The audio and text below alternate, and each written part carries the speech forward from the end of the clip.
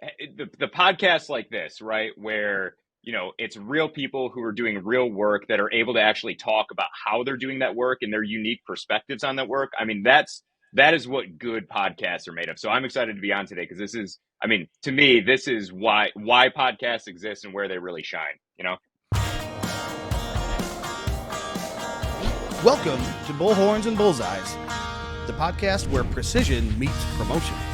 I'm Tom Nixon. And I'm Curtis Hayes. We're thrilled to have you join us as we discuss the ever-evolving world of sales and marketing. Every week, Curtis and I bring our own specific experiences and expertise, along with a special guest who has stories to tell and lessons learned to share. We're here to help you with strategies that hit the mark and amplify the marketing. Before we kick off today's episode, make sure to hit that subscribe button to stay in the loop. And if you find our discussions on target, leave us a review. Your feedback means a lot to us. Now get ready for insights, tips, and conversations that will up your marketing game. It's Bullhorns Bullseyes with Curtis Hayes and Tom Nixon. Let's welcome back, everyone. We are somehow managing Curtis to come right into my wheelhouse, which is we're going to talk about some form of storytelling today. I'm excited. Fired up. Storytelling is your wheelhouse, Tom. So yeah, it's good to, I think we're going to connect storytelling to some of my bailiwick, in the design and dev world and WordPress and all that. So we got a great guest today. Yes, I'm hoping that we get a blend of art and science, which is typically where you and I sort of overlap, right? Is the if it were up to me, I would just sit around and tell stories all day, and I wouldn't do any marketing. And I'd be a novelist, which I've tried my hand at. But when we're talking about working with clients, we need to affect outcomes and not just tell stories. So you have a guest that you're going to invite on, somebody who you've collaborated with already, and unbeknownst to me, I have too. So we're going to get the man behind the curtain. Why don't you introduce our guest today? Yeah, so we have Josh Donnelly with us with Donco Marketing.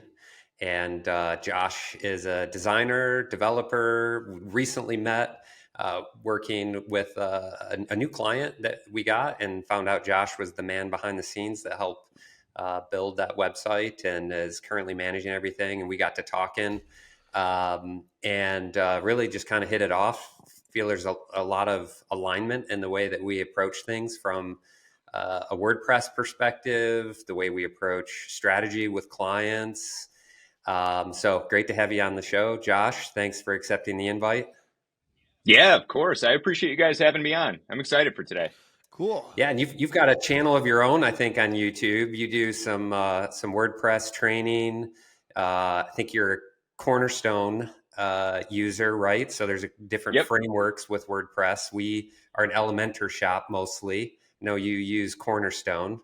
And to those who don't know, they're just the tools you use to do building and make it easier to build. There's usually not one that's necessarily better than the other. It's just you learn a specific technology, and that's the technology you use to build. And so it's awesome. You've got a channel and you're teaching people how to use that and other aspects of WordPress. And that's what we're here to do, is to teach people about marketing. So it's great. Yeah, no, I mean, I love this kind of stuff. We were talking about this, the podcasts like this, right, where it's real people who are doing real work that are able to actually talk about how they're doing that work and their unique perspectives on that work. I mean, that is what good podcasts are made of. So I'm excited to be on today because this is, I mean, to me, this is why podcasts exist and where they really shine, Well, hopefully ours included. So, before we get into the topic at hand, which of course I already said I'm dying to get into, just is there anything that either we left out in the introduction, or how would you describe what you do on a day-to-day, down-to-down basis? Yeah, no, I mean, I think Curtis really nailed it. At the end of the day, my focus is building websites, but my agency, we do video work, we do creative work, we do a lot of that, which supports the website storytelling experience, right? So that's a lot of what we're going to get into today. But really, the meat and potatoes of what I do is build the site and then support the site with the content that helps make that a robust site. So, a lot of times I'll generalize myself as like a brand manager, brand director. I kind of help build brands, but I do that in the digital space, right? So, with a focus on, the website, which is the front door of the brand, right? It's the first interaction that brands have with their audience. And so that's where I shine. Awesome. Well, let's have you explain however you want. I was going to say in layman's terms, but feel free to get nerdy if you want. Describe what you mean when you say you take a funnel-driven approach to storytelling or funnel-driven storytelling. Yeah. So this is my background is in marketing. So that's really where I got my start. And so the marketing funnel has always been sort of in the back of my mind in anything I do. And as I started to get into the web space and started to get into UI, UX, and sort of merged all of those skill sets together, I've always kept the marketing funnel sort of as the backbone of anything I do. And so I've kind of, I don't want to say I coined this, but I kind of came up with this term, which is funnel driven storytelling. And it's not so much focusing on the verbiage itself. I mean, that's where copywriters like yourself, Tom, that's where you guys shine. It's more structuring a page intentionally to sort of coincide with the marketing funnel, right? If you want me to nerd out on that, I mean, I can go into detail on what that funnel driven process looks like. Yeah, absolutely. Yeah. So if anyone's unaware of what the marketing funnel is, we're talking about taking users from unaware to aware, from aware then to interested, desire, and ultimately action, right? So I've often said there's a content marketing funnel that aligns with the sales funnel, and it should be conducive for the content to serve in that capacity. So is that what you're describing when you talk about building a page? How does it work?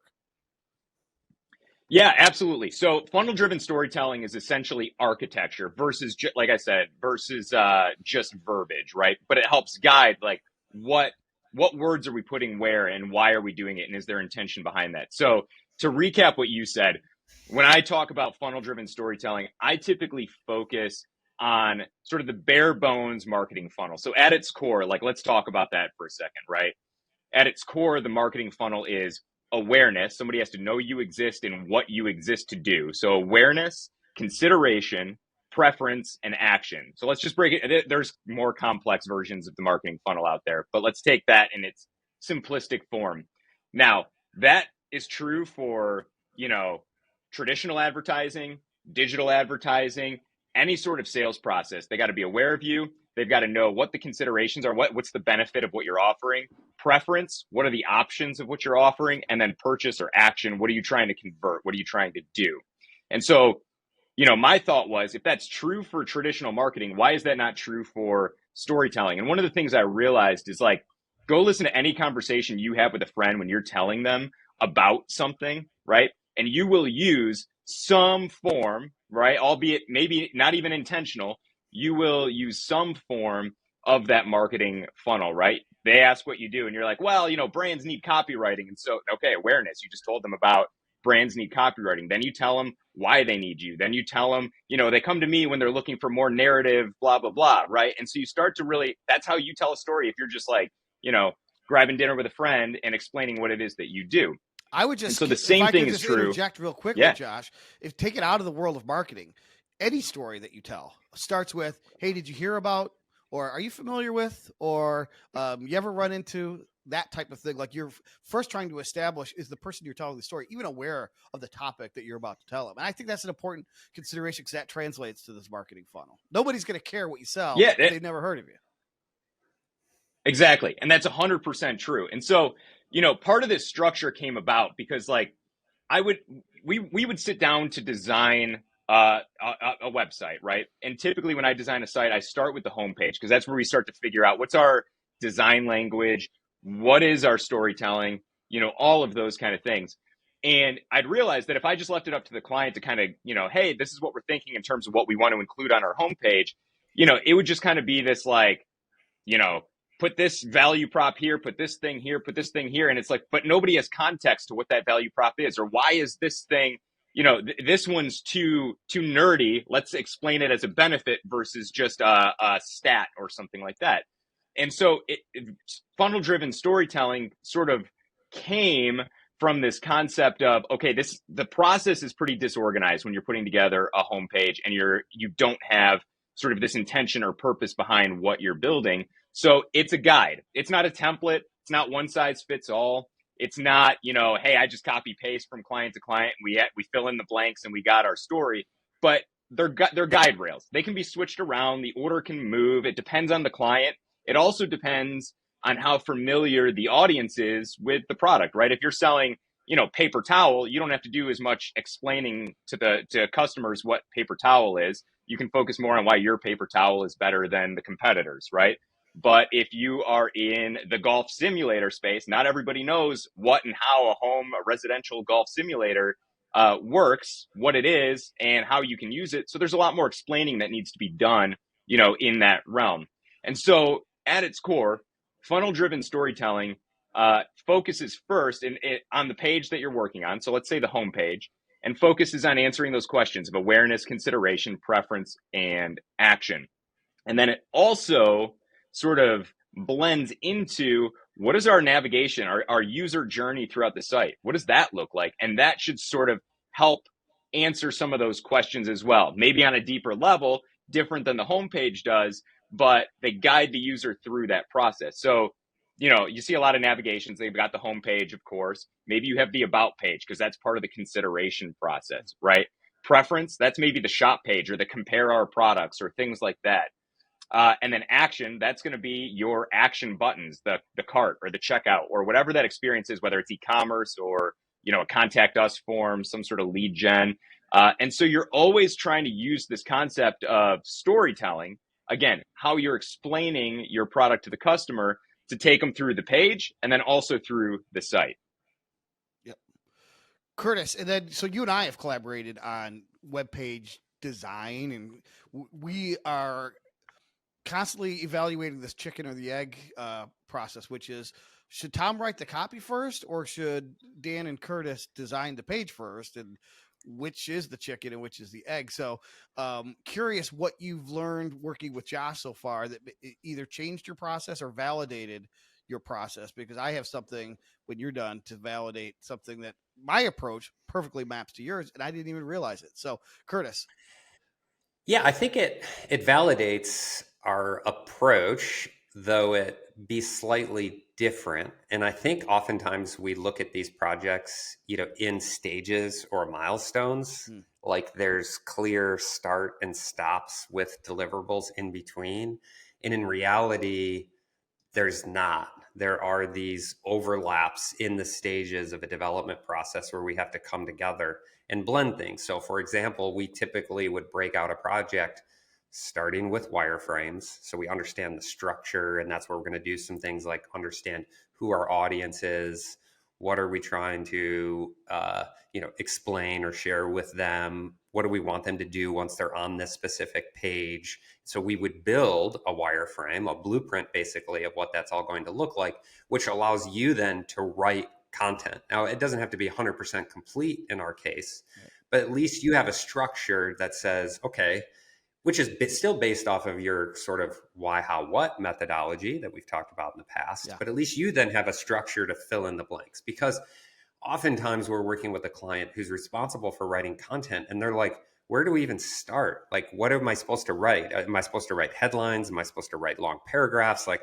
so I think from a design perspective, the wireframe helps them know where to sort of fill in the blanks. Then you layer the design on top of, maybe 75% written copy that's based off of a wireframe. And now you can design, and you're going to make some iterations and changes basically from that. So that's our process, which I think sounds similar to what you're doing, Josh, but maybe clarify how differently your approach might be in that process, because you might speed it up a little bit.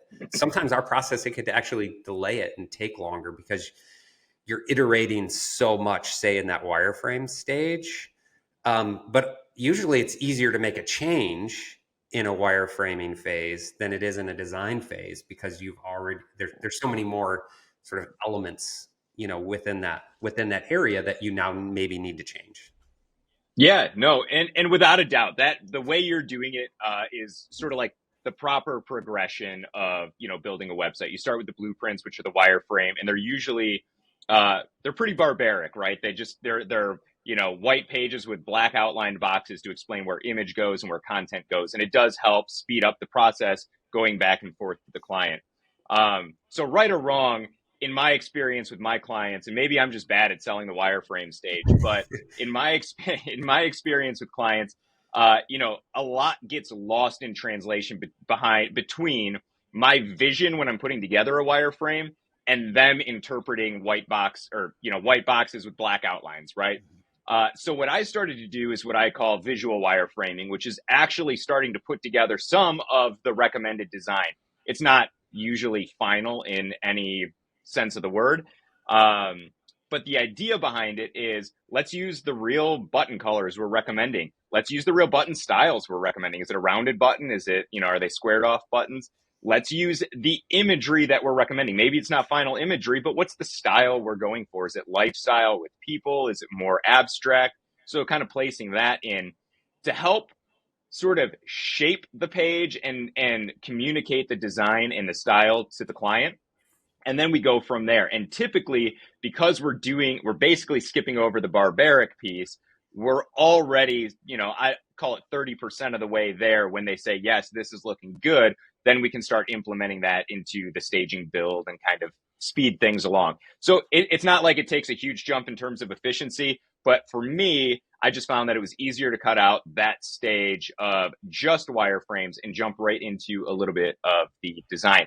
And honestly, just to sort of piggyback on this concept of the funnel-driven storytelling, that is where that really shines, right? Because to your point about, handing it off to Tom and he knows where to put copy in and things like that, funnel-driven storytelling really, it's not just thinking about those 4 stages of the funnel: awareness, consideration, preference, and action.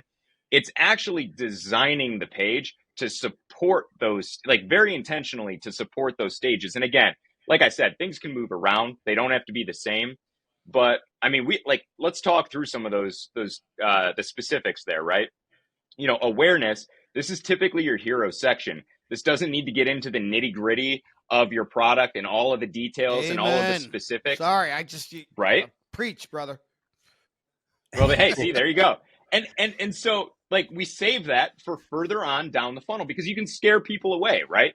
So in the hero section, let's focus on positioning, which is awareness. Someone somehow found your site, whether it was through search, whether it was an ad that they saw, a friend recommended it, or they clicked the wrong link, but they're on your site, right? Somehow they made it there. So tell them why they're there, right? If you sell paper plates, then let's tell somebody. You don't have to say the paper plate company, but let's give them sort of this abstract positioning statement, right?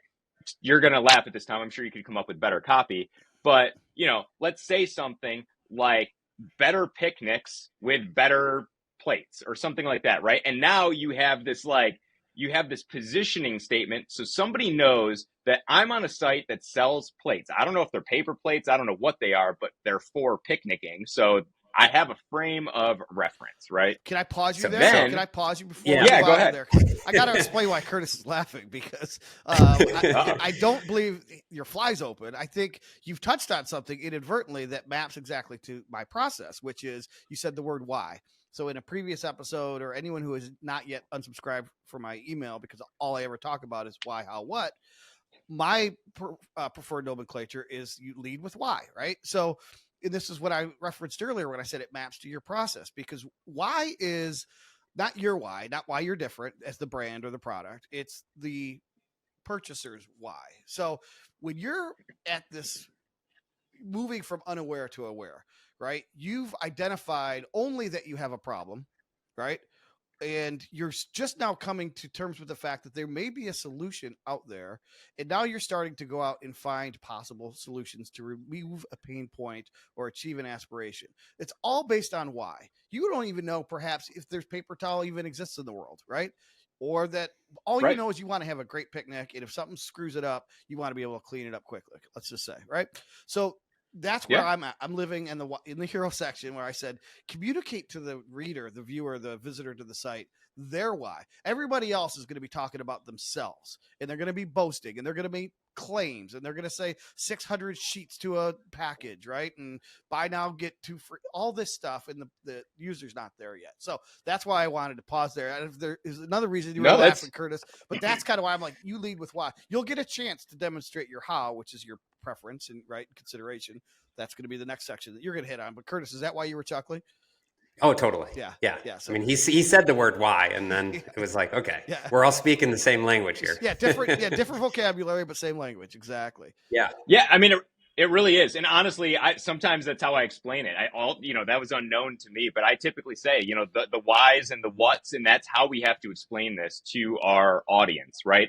And I assist with copywriting, but typically this is just the framework, right? It's like this section needs to be abstract, needs to position us, and needs to answer that question of why and what. What industry are you playing in? Okay, it's the paper plates or paper towel or whatever industry, right? And then what sets you apart, but just high level. Get people excited about it. Give them a chance to bounce. If they were like, I was here for like cars and I don't know how I ended up on a paper plate website.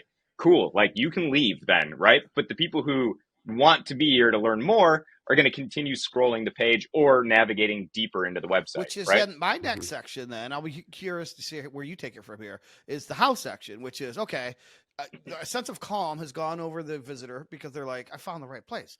This person gets me. They understand my pain points. Now, are they the person that's going to solve it? Let's find out. So now they continue to scroll maybe, or continue to click and read. And now they want to know, because now they're at the consideration phase and you're trying to move them to the preference phase. And this is where I like to bring how language, which is we're faster, or we do it better, or the competitors are very high tech, we're high touch. All of these things that differentiate you from a field of competitors is my next section. Where do you take it in the funnel? Same place? Yeah, exactly. Yeah, I typically look at consideration in two parts, right? So the first part of consideration, right after they got that positioning statement, the first part of consideration should be selling the benefits, right? So not the features necessarily, not that you have, let's say your paper plates are, 16-pound card stock. I don't even know how plates are measured, right? But like you get into the nerdy stuff about plates. Those are features. Let's get into the benefits. Okay, because you use this crazy heavy stock, your paper plates aren't going to break under the weight of your steak, right? It's like we have strong plates that are, 90% post-consumer products, like whatever your benefits are to the consumer. Let's lay those out very simply in the first part of consideration, right? Mm-hmm. And then let's get into more of the how those things set you apart. So I typically use the first part of consideration as like a summary. Like if you didn't have any time with this person, the elevator pitch concept, if you only had those like 60 seconds to talk to somebody, let's give them the 3, maybe 4, like hard benefits of your product. If they continue scrolling, let's give them a little bit more detail on why those benefits are better than the competitors, right? And that's where you start to answer those questions. It's funny. I'm old enough, actually, Josh, to remember when Chinet paper plates came out. Do you remember Chinet? So the way they advertised those on TV, they would just show somebody holding one with one hand. And they would show somebody else holding those flimsy, paper plates with one hand. And, of course, the food falls off on that one. And the Chinet holds up, right? That's all how. Yep. That's how we're different than what you're already using or what you might otherwise be considering. It's not what. They didn't say, look, there's 3 slots in here, and the mashed potatoes go here, and the hot dog goes here, right? It was all how. And then that was the selling point, and that removes the competitive field from consideration because those old style paper plates couldn't do that. So, but they first needed to be aware that they had a problem, which was, wait, is there a better way to do this than the way I've been doing it since the 60s? And there was. Exactly. And what you're saying is also focusing on the benefit, right? So again, you're not talking about the nerdy specs. Some people might care about that, and we should save that for a deeper page that's more of the detail on why you're better and might go into the kind of materials and the science you're using to make better structured plates. I like going with this paper plate example. Those are my what's, by the way. So that's when people are like, well, okay, I'm sort of convinced, prove it. How do you do this? Or what is it that I'm buying? That's the what's. That's when people are already past consideration. They're getting ready. They're at preference already. And they're getting ready to take action. That's where you hit them with the what's, but continue. Mm-hmm. That's my approach. No, exactly. And no, I completely agree with that. So years ago, I worked for Apple in retail, right? This is when I was going through college, and it was like in the heyday of Apple, right? I started just pre-iPhone. And so it was like, this is when Apple was like, they are a behemoth, but this is when their retail stores were just like, nobody could beat them, right? I hope you got stock one of the things, Josh. Did you get stock then, Josh? We did have employee stock purchase plans, which was nice. So yeah, excellent. You're still working. But yeah, right. So clearly I didn't get enough. But one of the things that they always hit home on, right? And this is, everyone looks to Apple as like sort of the gold standard of things, and it's really annoying. I feel like I can use them a little bit because I have some experience, sort of inside. But so I do. I use them as an example, and sort of they play in two parts to this funnel-driven storytelling process.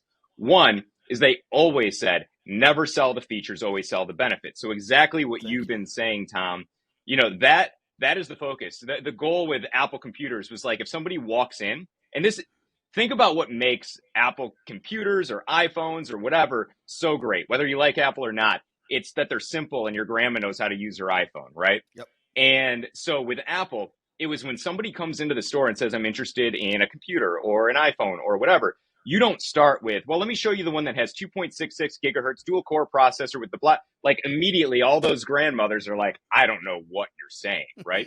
But if they walk in and they say, I'm looking for a computer, and you say, well, what do you do with your computer? Oh, well, I have grandkids and I love, taking pictures of my grandkids and blah, blah, blah. Well, let me show you the one that's going to be able to hold 2.2 million photos. And you walk them over to that one because you just spoke her language. Instead of telling her hard drive size, which means nothing, you told her that it can hold 2 million plus photos and videos, and it comes with iMovie, so you can edit your own movie. Like whatever those things are that speak her language, you're talking the benefits versus trying to sell numbers, stats, processors, and all of that kind of stuff. And if you've ever been in an Apple store, it doesn't mean they steer away from those stats. They have processing speed and hard drive space, but they never lead with it. For years, right? They did that with their advertising, which is so brilliant. They changed agencies for whatever reason. I don't know. But I'm thinking back to the commercial around Christmas time, around the holidays.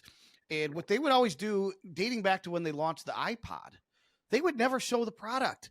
It was never about the what. It was what lifestyle you can achieve if you have this thing. And we'll figure out, you're going to want the thing because this commercial is going to be brilliant. And they would lead with things like they would show the guy who was just constantly on his phone and all the trappings of the holidays are happening around him. And you're watching this and you're like, well, that kid's not even paying attention to the family. He's just sucked into his phone. And at the end, he turns on the TV, he gathers the family around and he shows that he's been actually filming everything and has created a movie. Right. And the family all comes together. They don't even show you the phone. They don't tell you that it's got a video camera on it or that it's got video editing capabilities on it. None of that. It's like, this is why people use our devices. And then to your point, they're selling. Yes. To me, the outcome, the why, right? To me, it's the why, right? And then the how is like, all right, you're going to buy it. It doesn't come with an instruction manual and you're going to figure it out on your own because it's so friggin' easy. The how is way easier than a Samsung or a Galaxy or any of that other stuff. We don't even tell you how to use it. And then the what is, oh, by the way, it's got a camera. It's got all these software. They never sell you either in store or in their commercials. So, Curtis, am I showing my age with that reference? Do you remember that commercial? No, I do. I totally remember. Yeah. We're not that far off in age, so yeah. But I like to show mine. Like I got my bald head out, So anyways, I'm right there with you. Got you. All right. So I use Apple as an example too. And I think sometimes people roll their eyes because they're like, well, I'm a boring business to business professional services brand. What does that have to do with me? But the principles apply, don't they? Yeah, without a doubt, the principles apply. And honestly, you get to look at Apple, who does these things at scale. There's no reason that you can't take the same concepts. Don't copy Apple. There are things that Apple does. They have awareness out there that a little business doesn't have. So they can go right into talking about the benefits of an iPhone without telling you what an iPhone is. With our paper plate example, someone might know what paper plates are, and that's great. Most people probably do. But if it's a new product or a new industry, we need to explain it a little bit more. So you take what Apple's done at scale, and then you make that fit to your industry, your scale, and your story.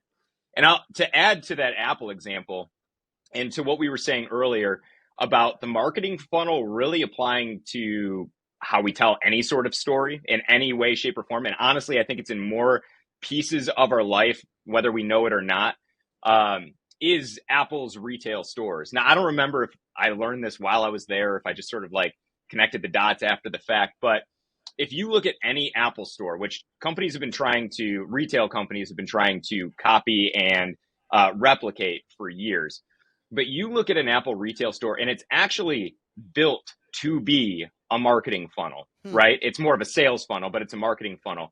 The front of the store, right? The glass windows that they have in the mall or in the downtown scape, whatever, those glass windows are awareness. They kind of tell you what you need to focus on. So I remember when the iPhone came out, it was like giant, like, 5-foot iPhones in the front and had like cool headlines about what it could do, the benefits, right? So now you have awareness and you step foot into the store. There's literally, if you've been in an Apple store, there's typically one center artery, one main aisle that you walk down. You can kind of branch out on the sides, but you go down one aisle, and that's the funnel. And on your left and right, when you first walk in, are the products. So now you have consideration. They're telling you what you can do with these different products as you're walking through the store. And then this is going to date me a little bit, but as you're walking to the back of the store, we used to have, when I worked there, the registers, before everyone checked you out just anywhere in the store, the registers used to be at the very back of the store. And that was also intentional, very intentional by Apple. As you're walking through the store, you're going through that marketing funnel, awareness at the front, consideration as you're seeing the products, preference as you're deciding which product. So you go to the computer section, you're like, all right, this is the one I want. And I know I want a laptop. Now, which of the three do I want? Once you get there, then you start heading towards checkout. And again, dating myself, at checkout, they used to have software. So that's where you could kind of add things on. They don't have software in the stores anymore. And then you check out at the very back of the store. And again, very intentional. Once you check out, the last piece, if you guys have seen like sort of the reverse marketing funnel where you go through and then there's loyalty, right? It's like after purchase is loyalty. Everybody else who's still stuck in that sales funnel in the Apple store now sees a happy customer walking past them holding their bag of goods. And that's a loyal, happy customer. And you're like, well, whatever that guy just walked away with, I want to buy that. Or it kind of creates an experience for you. And so even Apple is using this concept in their stores. So why can't we apply this to what we do in web design, in storytelling, in UI, UX, right? And that's kind of where this concept sort of came from. Yeah, absolutely. I totally agree. And the best part too, Curtis, is we don't have to just like set it and forget it. There's measurement tools to see if this is even being effective, and we can measure how far people are scrolling down a page, where their eyeballs are going, where their mouse is hovering, some of the stuff we talked about with Dan, right?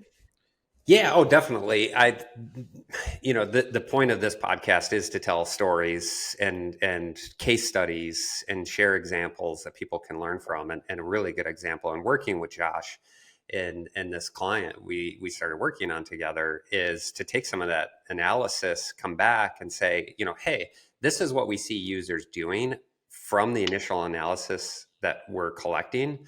And in this specific case, there's forms on the website. So that the act that we want people to take, the conversion point once they come into the website, was either fill out a form or call the office. There's I think 5 or 6 locations for this specific business. There's a lot of actual choices somebody could take on the website.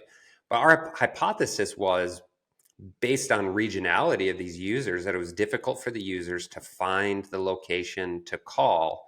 And the preference that we saw from the user data was to call and not fill out a form. So the form was easy to get to, but we didn't feel like the phone number was easy to get to. It was actually like 3 clicks to get to a locations page where all the locations were, and then even another click into the specific location to get the contact number. So I said, hey, Josh, this is my hypothesis. This is what we think. We talked through some things. He ideated. On mobile now, we've got a drop down in the hamburger menu. So you click the hamburger menu. He listed out each of the locations with a phone number. In 1 week, we increased phone calls by 86%, and our conversion rate went to 140%. We went to I think it's like a 6.8% conversion rate on this website. So that's where I think just tying this all together is, and something we talked to Dan about, of like, you can create a beautiful website that looks really good, but does it really function for your target audience appropriately? are you properly, again, like you could create a beautiful store, like in the example we were saying with Apple, but does it create an environment that makes you the top selling retailer in every single mall in America where your store is, right? So we're here in Detroit, Somerset. Right. I think the Somerset location, right, was the top selling Apple location in the country, if not By the the way, world, maybe. walk past the Microsoft store and it's like a ghost town. Is it even there anymore? Right. I don't even think that Microsoft store is there Maybe it's anymore. not there. It was always empty. Yeah, I don't know. And there were people coming out, busting out of the Mac store or the Apple store like it's a nightclub. It's like, wow. Right. So I think this is where I get excited about this, is being able to take that data, have a hypothesis, especially once you've gone through that process we talked in the beginning with the wireframing, with their design, you have thoughts about how this should be for your target audience, then observe what those users are doing and say, could we iterate from this? Implement those changes and then keep measuring and say, hey, could we improve it even more? Or did we get it wrong and we should do something different? So, I think these methodologies help because allow us to look at through these types of things in a different lens and really help, I think, from an outcome perspective. So the last thing I'll say is I have a similar methodology in marketing, which I've been following for the last 10 years, which is RACE. I'm sorry. Yeah. So it's RACE, reach. So that's your awareness. Mm-hmm. Get them to the website. So A is act, then convert, and then engage. And that engage is the loyalty piece you talked about, Josh, where you have buyers, get them to subscribe to your newsletter, get them to share on social media, get them to write a review about your product on your website, all those things that now you've got that customer and it took you so much to get that customer. How do you engage them? So that RACE is a methodology that I've been using for at least the last 10 years. And I think that's important, right? You spent all that money acquiring the customer. Let's actually use that customer in a beneficial way that's beneficial to them, right? Maybe you're sending them certain things, but that also makes them a voice for your brand, right? I think that's incredibly important. Yep. And to real quick to what you were saying, Curtis, about using analytics to sort of prove out these designs that we're putting in place, I couldn't agree more. I do think there's benefit in one of my concepts is build quickly, dog food it yourself, use it and see if it feels right. Is it a fumbled process trying to get to checkout or understand what's going on? And we need to remember that we have more context than the average customer because we know our brand. So does this make sense to somebody who doesn't have a frame of reference? After you dog food it, then analyze it. Now let the public, use it and see what's going on, because I do think there's benefits in making design assumptions and building pretty sites, right? You can create beautiful experiences. People like beautiful experiences. People gravitate towards beautiful experiences. And there are trends that you can follow without being too trendy. There are trends that you can follow in design that help create those experiences. But then you need to analyze and then prove the things that you've designed out. And so, that's where on the client site that you were just talking about, Curtis, I think it's a pretty good looking site, but there were things that needed to change to improve certain end goals that we didn't originally have in mind when we built and designed the site. And so it's you've got to use analytics to then drive further action on the site and optimize what you built, right? And I think that all of those need to come together and work together as one. Absolutely. And that's why I like working with Curtis so much, because it's the blend of the art and science of storytelling. It's both. And I think you need both. Last question for me, Josh, is you mentioned your bald head. Looks like you shave hair that actually exists up there. Do you have something within reach that would cover such a bald head? Well, I had to raid my daughter's dress up bin, but there we go. Perfect. I got my hat. I needed to support Curtis's look there. So, but I feel like this wouldn't have. I don't think I would have had much authority talking in this podcast wearing this hat. That's why I waited till the end for the big reveal. So, all right, well, cool. This was great. I was hoping to learn a bunch of new stuff, but I'm sort of glad that I just learned new vocabulary for the stuff that I already advocate for. I'm going to apply this though, because I like your sort of vernacular in for some people that might resonate more than the why, how, what, because it's all rooted in outcomes, which is what people want typically. So thanks again. So to learn more, you can either hook up with Josh on LinkedIn or visit doncomarketing.com. We'll put that in the show notes. And just thank you for being here, Josh, and for educating our listeners. Josh has got a YouTube channel. I think it's called Build on WordPress, right? If you go on YouTube, Building on WordPress. Building on WordPress. So check out his YouTube channel. He's got some great tutorials there. Subscribe. Check that out. I think for me, Josh, as well as you'll appreciate, Tom, Kaleidoscope is all about team Lance and finding, other like-minded individuals to work together, to collaborate, and improve not only what we're doing in the professional world and marketing and share that, but supporting clients. This end goal, it's to help the companies that are asking us to help and consult on that. And so, Josh, just want to appreciate you and thank you for joining the podcast today and sharing your thoughts and experience. And I think a lot of people are going to find it value, and I certainly am, and excited about future projects and working and collaborating with you with. Yeah, no, of course. I appreciate you guys having me on and letting me nerd out for a bit with you guys here. I love this stuff. So keep on doing what you're doing. We'll have you back sometime. I've just now realized that I'm running short on paper plates. I don't know why it's driving this, but there you go. I feel like I have this need. So I'm off to go do some preference shopping. All right. Thank you both. There we go. We'll see y'all next time on Bullhorns and Bullseyes.